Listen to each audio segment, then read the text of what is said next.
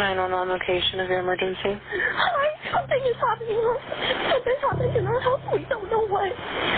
What is the address of the emergency?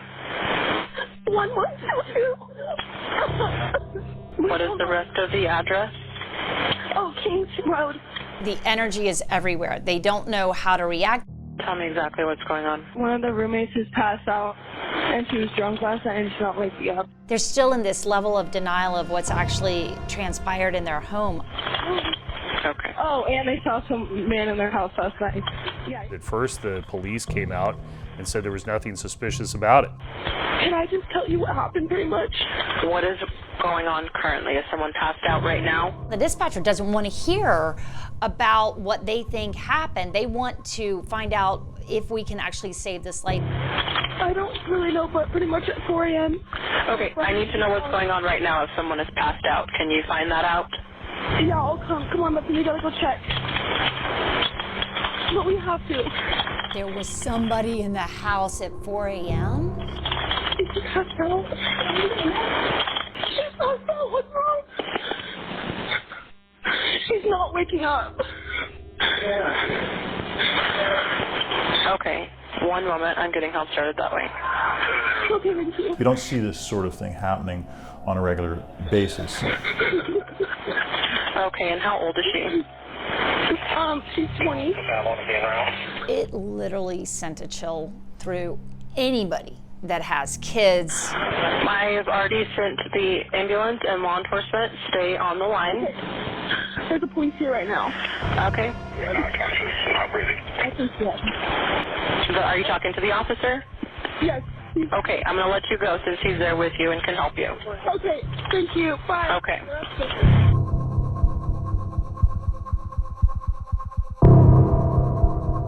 Happening right now in northern Idaho, an investigation underway into the deaths of 4 university students. The Moscow Police Department responded to a call for an unconscious person, and that's when they found the 4 victims dead. There was news of 4 students who had died in a house. MPD does not believe there is an active threat to the community. After a couple of days, people had moved on, and it wasn't until much later that people started looking at this a different way. Moscow, Idaho police offering new details from their investigation. The 4 were stabbed with a knife, but no weapon has been located at this time. They were each stabbed multiple times. They believed with a fixed blade knife.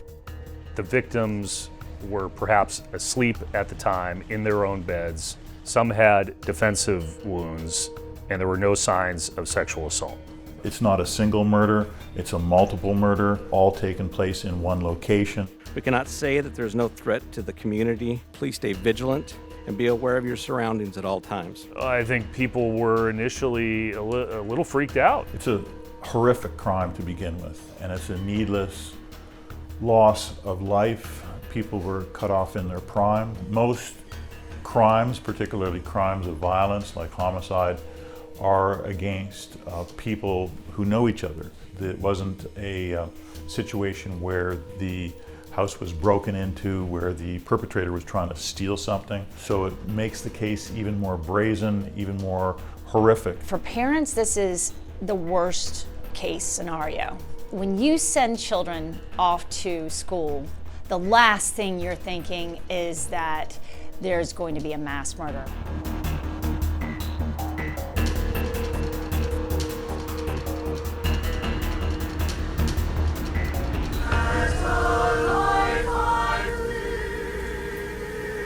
A candlelight vigil mourning the 4 University of Idaho students killed last month. Hundreds came to the event. They remembered the college students killed at an off-campus apartment with no known motive. O God, we cry out in lament and grief for the lives cut short. We ask for comfort and consolation for the families and friends of Ethan, Kaylee, Xana, and Madison. Madison Mogen, beautiful blonde girl who was at school with her best friend, Kaylee Goncalves. Kaylee and Madison grew up together. They had been best friends since 6th grade. These were just 2 peas in the same pot. They loved social media. They were vivacious young people. They were ready to start their lives. Ethan and Xana had been boyfriend and girlfriend. Ethan had just come to the University of Idaho as a freshman. Ethan Chapin was such a special young man. He was one of triplets. He worked at a tulip farm. He sounded like the kid that you wanted to bring home to meet your parents. Xana Kernodle was bubbly and fun and the life of the party. She always had a smile on her face, and all of the pictures that we see of her are smiling and kind. So you now have a picture of these 4 really beautiful kids that were beautiful inside and out, who were just getting started. To hear that 4 kids are stabbed to death in the middle of the night in a small town, at a college town where they're supposed to just be having fun and being safe and learning, was absolutely terrifying. Normally, the biggest issue in this town is how you pronounce it, Moscow. I'm Chris Daniels, longtime reporter here in the Pacific Northwest, have traveled all around the country. Hello again from the University of Idaho, where this particular day was in Moscow, Idaho. I've got a long history with Moscow, Idaho. Went to school myself at Washington State University, and it's just a short, straight drive from Moscow to the campus of Washington State University. 8 miles apart, those 2 campuses, and this is small town America. Very pleasant place to be, very bright and sunny. Even if the weather didn't reflect that, the people did. It's big enough that you've got things to do, different communities, but it's small enough that it still feels very, very strong. They're right on the border of Washington and Idaho. It's a college town with an enrollment of just over 7,000 people at the University of Idaho. The town is a little bit less than 30,000 people, and there's not a lot of murders in a town like Moscow. We are a small town, and there's just that collective grief. There's just a heavy cloud, I think a depression. I'm Anne Emerson. I am the senior investigative reporter for Criminally Obsessed. I've been going to crime scenes and talking to victims and trying to understand what happened. There hadn't been any problems in Moscow in a long time. In fact, the last murder, I think, was back in 2015. So there's only so many police officers that they're gonna need, especially when you're looking at the crime rate in an area like this that's very rural. You're not having a lot of crime at all. So it was bare bones. Moscow's police chief led the recovery of personal items from what is an active crime scene. We have 25+ investigators working this case, as well as assistance from the Federal Bureau of Investigation and the Idaho State Police. Investigators are continuing to collect evidence at the scene. Investigators are working to develop a timeline to relevant events. Kaylee and Madison, they were seen walking around in Moscow at a food truck. This Twitch live stream video from grub truckers in Moscow. Hello. Hi. Welcome back. Showing homicide victims Kaylee Goncalves and Madison Mogen getting something to eat around 1:40 Sunday morning on November 13th. Police also have additional video. Investigators know the girls had been at this bar across town prior to that. Earlier that day, they took this picture with their roommate Xana Kernodle and Kernodle's boyfriend Ethan Chapin. Ethan and Xana had been with each other that night as well. They had just gone over to Sigma Chi to have a fraternity party, which is not far away. It was Saturday night. What are 4 kids that are at a really fun college town going to be doing? They're gonna go out and they're gonna go see their friends. All 4 returned to their off-campus apartment sometime after 1:45 a.m. There was other people home at that time. Those other people were the young lady's 2 other roommates. This was a house that was known to host get-togethers. This is one of the houses that everybody goes to when they want to go to a party. And they were comfortable with people being in the house even when they weren't there. It was not thought to be a quiet house at the end of a block, but it was an area that over time, especially a lot of college students had gone through that house and had been there for one reason or another. So you've basically got everybody moving back to this house sometime around 2 o'clock. It appears that most of them have gone to sleep. But Xana's awake, and she has ordered DoorDash at 4 o'clock in the morning. Xana and Ethan are in one floor, and then you have Maddie and Kylie one floor above on the 3rd floor. Maddie and Kylie were in one bed. Ethan and Xana are in the other area, and they are stabbed and killed. The first realization that something bad has happened in this house is when a 911 call comes from one of these surviving roommates. Tell me exactly what's going on. One of the roommates is passed out. Okay. Oh, and they saw some man in their house last night. Can I just tell you what happened pretty much? What is going on currently? Is someone passed out right now? I don't really know, but pretty much at 4 a.m. Okay, I need to know what's going on right now if someone is passed out. Can you find that out? What we get from that, obviously, is that there was somebody in the house at 4 a.m. She saw somebody. There was somebody that scared her enough that she ran back into her room and locked the door and texted the other roommate. No, it's like a ski mask almost. Shut the F up. Actually, like he has something over his head and mouth. I'm not kidding, I am so freaked out. So am I. My phone is going to die. Come to my room. Run, down here.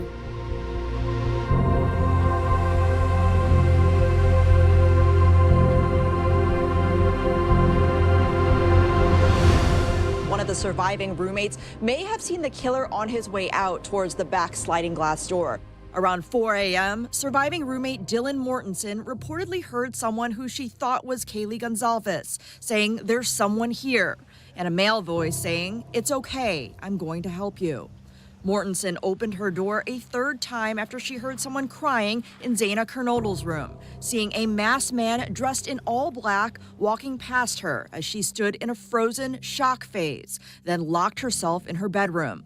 Investigators say there is physical evidence. One of the things that was found at the crime scene was this leather sheath for a fixed blade knife, and it was found reportedly on Maddie's bed. This is the only thing that they can find that has been left behind by the killer. So they go and do a DNA on the sheath, and they do find a piece of DNA. They find it on the snap of the sheath, and it's enough for them to be able to run it through CODIS, which is their system to see if there's any matches at all, and it comes up blank. There's nothing. But they've got DNA. So now they need to find a person of interest, a suspect, and then they can start doing some serious detective work and see if they can find a match. Well, the first big break in this case, if you want to call it that, was the fact that police came out and said, "We think we have a car that may be connected." Detectives continue to focus on a 2011 to 2013 white Hyundai Elantra that they believe had somebody in it who holds the key to cracking this murder case. They were trying to zero in on this car because it had been seen on surveillance video, as it turns out, outside the house at very odd hours. The white Hyundai Elantra appears on camera, driving past the King Road residence multiple times in the 3 o'clock hour, then speeding off around 4:20 a.m. toward Pullman. It's spotted again on 5 cameras in Pullman and the WSU campus starting at 5:25 a.m. Moscow police were gathering all this material, trying to put together their case. We have several hundred pieces of video evidence that we're piecing together. Those pieces of video are helping the FBI and state police retrace steps. Traffic cameras, cell phone technology, and comments on students' social media posts have all aided the investigation.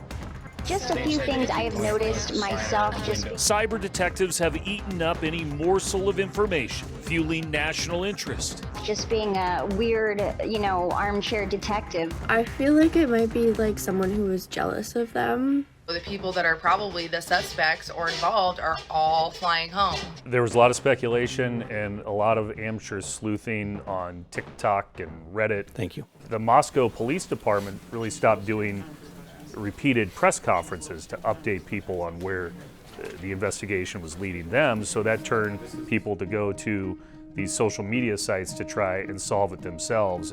Amateur sleuths have a role to play. They can keep the case alive. They can put pressure, informal pressure, on law enforcement and also the courts they can play a critical role. They can also be a distraction. We do not believe the following individuals are involved in this crime.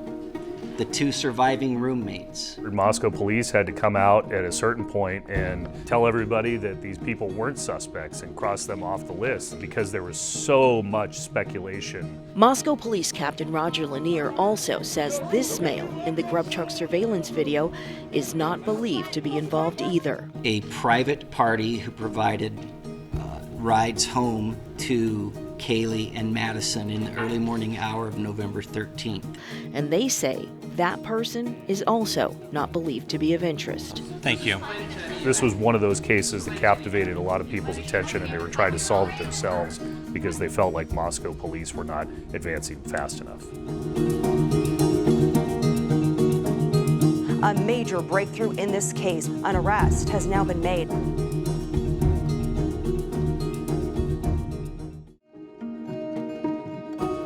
And that person is now awaiting extradition from Pennsylvania. It's the biggest break in the more than 6-week-long mystery, which has prompted speculation across the country. Investigators have identified him as 28-year-old Bryan Kohberger.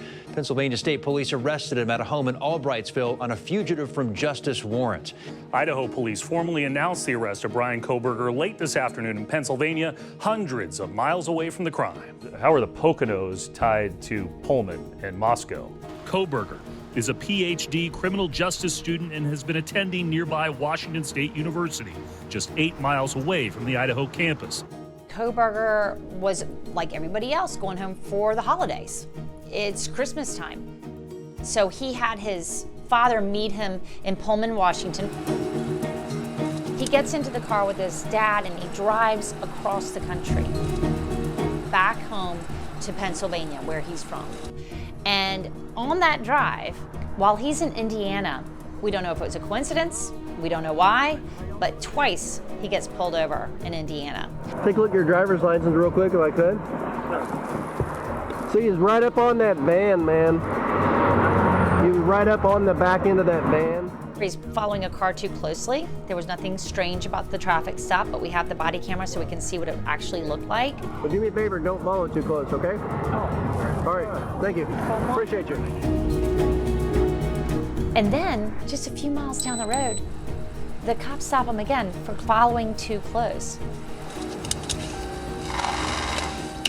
That would seem to suggest that Moscow police, working with federal investigators, had been tracking him across multiple states. There's been further reporting that perhaps they were trying to look at his hands to see if there were any scars. That was an attempt for police to figure out where he was and where he was going and if he still had any fresh injuries.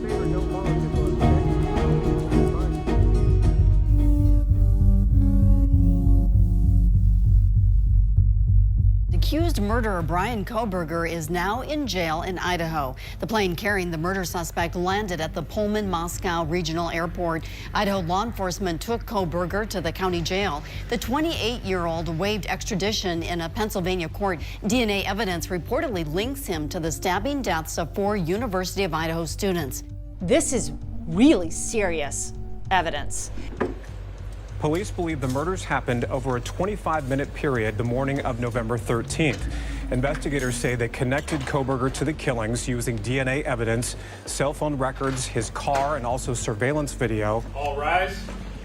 Based on phone records, detectives say Kohberger tried to conceal his location during the murders, even visited the area where the murders happened at least 12 times. Court records state DNA matching Kohberger's profile was found on the button snap of a knife sheath near the bed next to one of the victims after the murders. The defense claimed investigators acted inappropriately when using investigative genetic genealogy to try to isolate a suspect. Here are some of those newly revealed details. Only one person's DNA was detected on a knife sheath. A detective learned Kohberger's name only after the genetic genealogy, more than a month after the killings. An expert testified the FBI admitted they had used a database off limits to law enforcement.